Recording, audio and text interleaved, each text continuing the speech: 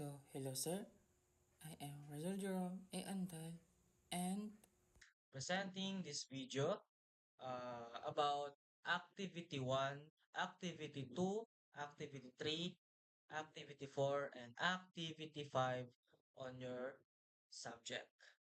So now, I present to you the Activity 1. So basically, the Activity 1 is just a landing page of Laravel that confirms that the Laravel directories or Laravel installation is done.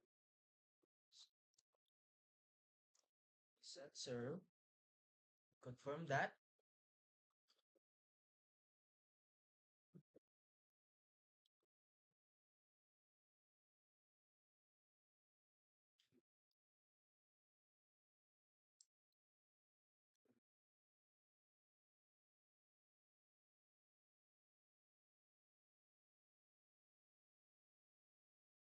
So sir, confirm that my Laravel project is complete or confirmed installation.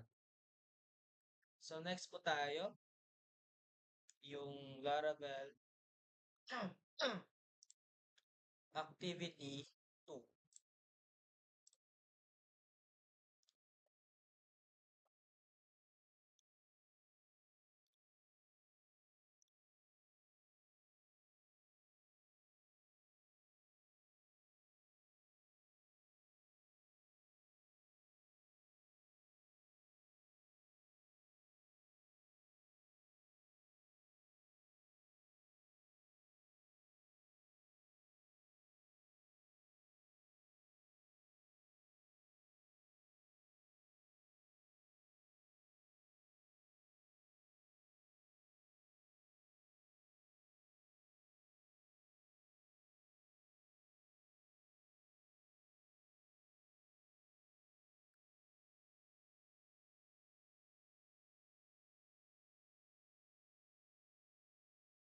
So basically, yung activity 2, sir, is maka-create po ng student, maka-view ng courses, and maka-view and edit and delete ng student and courses.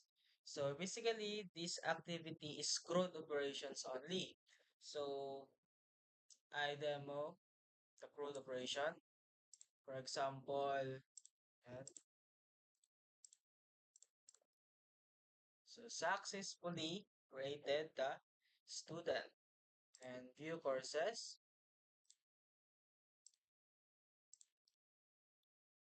So yan po.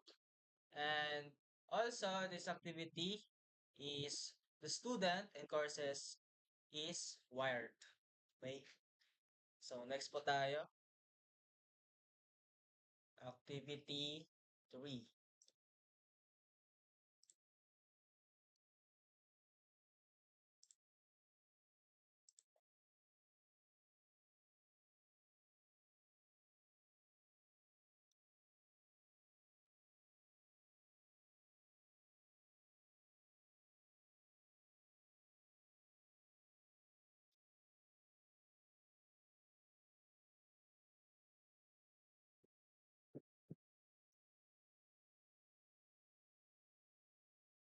So this is activity 3.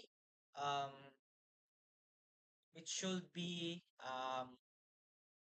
list the student list, Juan de la Cruz and STEM na course or strand, and also the Maria Santos na student, and Humes na strand. And also we confirm that is the strand IT is on the system. So yan po siya, showing strand ID with 1 in the Hume strand. So basically, the ID po ng student na number 1 is nasa Humes po na strand. So yun po yung kanyang function. So next po tayo, activity 4.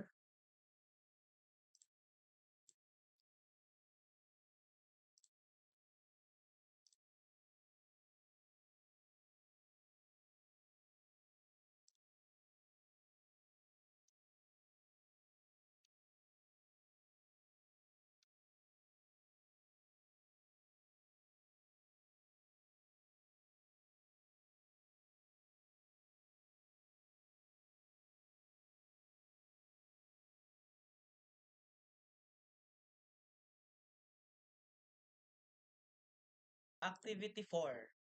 So this function on this student page can delete a student.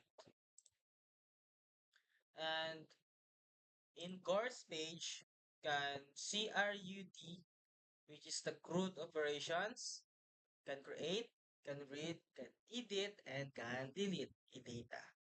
So can add course, can edit course, and can delete course. And also, in settings page, can set up a notification email for the notification system of this activity. So move on tayo sa activity 5.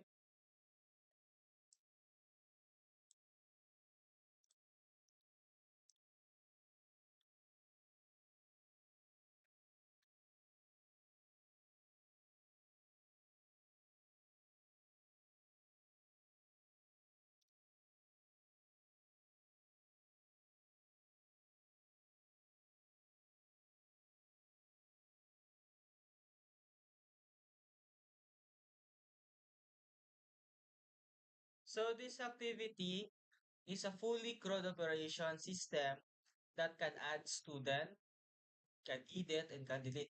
So with demo, sir, add student. So student created successfully, which is this is, and can edit, and can delete. So that's all, sir. The activity 1 to 5 on your subject requirements. So thank you po and God bless.